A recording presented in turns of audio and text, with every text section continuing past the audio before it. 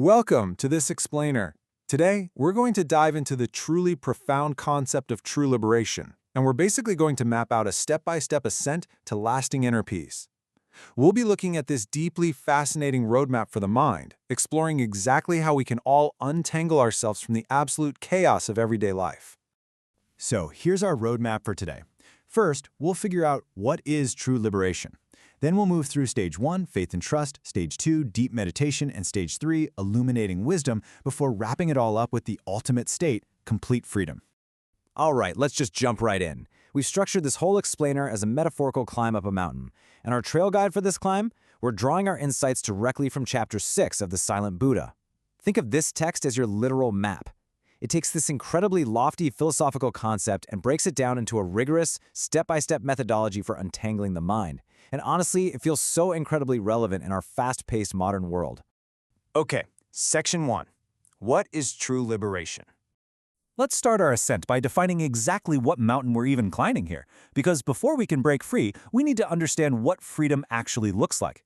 There is this absolutely crucial distinction made in the text between two concepts that, frankly, get blurred together all the time. Think of liberation, or Vimoksha, as the active, sometimes arduous but highly rewarding climb. It's the physical process of untying those knots. Nirvana, on the other hand, that's the serene view from the summit. It's the resulting state of deep peace and stability that only comes after the hard work of liberation is done. And this right here brilliantly illustrates the core problem we face today. Modern society so often confuses freedom with just indulging our desires, right? We tend to think freedom is just doing whatever we want whenever our physical impulses dictate. But the text argues that this is actually a massive trap. True freedom is the liberation from those exact attachments. It's escaping those three-dimensional material constraints to find a lasting, unshakable stability in your mind. To reach that level of true freedom, the text outlines a very clear progression of spiritual evolution. It's not some magic overnight transformation, it's a systematic journey. So let's walk through these distinct base camps together, starting from the very bottom. Which brings us to stage 1, faith and trust. Our very first step on this journey requires a fundamental shift in our mindset. We literally have to overcome the heaviest anchor holding us down, which is our own cynicism. Liberation by faith is centered entirely on overcoming worldly doubt. It means looking past these purely materialistic worldviews and firmly believing in divine truth. The text points out that there are just so many people wrapped up in rigid skepticism, totally disconnected from the spiritual reality of the universe. Overcoming that doubt, that is the absolute prerequisite for the entire climb. By stepping away from wrong values, cynical skepticism, and false teachings, you take your first crucial step. In Buddhist terms, this is often called entering the stream. I love that imagery. It means you successfully navigated away from the destructive currents of the world and placed yourself into the positive, upward flow of spiritual growth. You know, you aren't at the peak yet, but you are finally, for sure, on the right path. Moving right along to section 3, stage 2, deep meditation. Once we're securely on that path, we have to focus on quieting the relentless noise of the outside world through liberation by meditation. The key here is calming your mental fluctuations. You have to escape the constant, chaotic material vibrations of daily conflict. But take a look at that last point. The text specifically warns against harsh physical asceticism. You know, things like starving yourself or holding your breath to the point of pain. True intuition and spiritual connection just don't come from torturing the physical body. They actually emerge from a highly relaxed, receptive, bright, and harmonious state of meditation. But here's the catch. A calm mind is really just the prep work. It's like wiping a dirty mirror clean. Now that we can actually see clearly, we have to actively dismantle the false beliefs and structural illusions that hold us back every single day. And that leads us to section 4, stage 3, illuminating wisdom.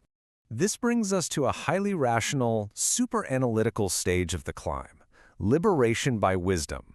While the earlier stages feel deeply internal and maybe more emotion-driven, this stage requires sharp intellect and deep reflection.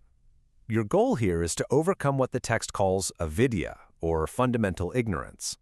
You are actively using divine knowledge to untie the complex intellectual knots in your own mind. So what does that actually look like in practice? Well, you use your insight, or prajna, to rationally analyze life. You come to deeply understand the impermanence of the physical world, basically knowing that everything changes and literally nothing lasts forever. You also realize the concept of non-self, understanding that you're part of a much greater whole. By logically recognizing that the physical world is temporary, you realize that stubbornly clinging to it is the root cause of your suffering. You quite literally think your way out of delusion. Now, at this point, you've got faith, you have a calm mind, and you possess sharp wisdom. You're free from suffering. You might honestly think reaching this state of calm isolation is the end of the journey, right? But the text reveals a breathtaking twist. Let's look at Section 5, the ultimate state, complete freedom. True enlightenment isn't about running away from the world, it is entirely about exactly how you choose to return to it. This brings us to liberation of the mind. The text makes such a beautiful point here. True liberation means you don't just stay isolated in a cave in the mountains. No, you descend back down. You return to the bustling, chaotic city. But you return changed. You actively share your enlightenment and use your newly found freedom to hold deep compassion and giving love for all beings, actively working to idealize the world around you. The text uses this incredibly striking phrase, "Love is like the wind," to perfectly capture this ideal state. What it means is living without that sticky, selfish attachment to the ego. Instead, you move through the world freely. You blow through society with a warm, transparent, and giving love that doesn't demand a single thing in return. You're in the world, you're helping the world, but you are absolutely no longer bound by it.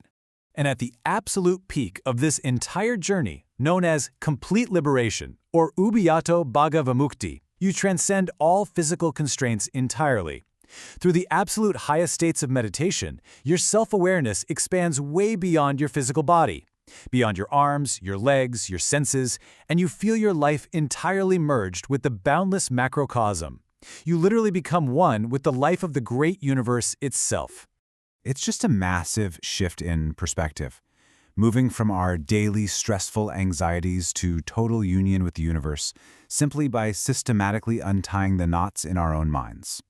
So, knowing that true freedom is found not in isolation, but in compassionate action, what step will you take on your mountain today? I really hope this explainer has given you a clear, structured roadmap to finding your own inner peace and true liberation in an otherwise chaotic world. Thank you so much for climbing with us today.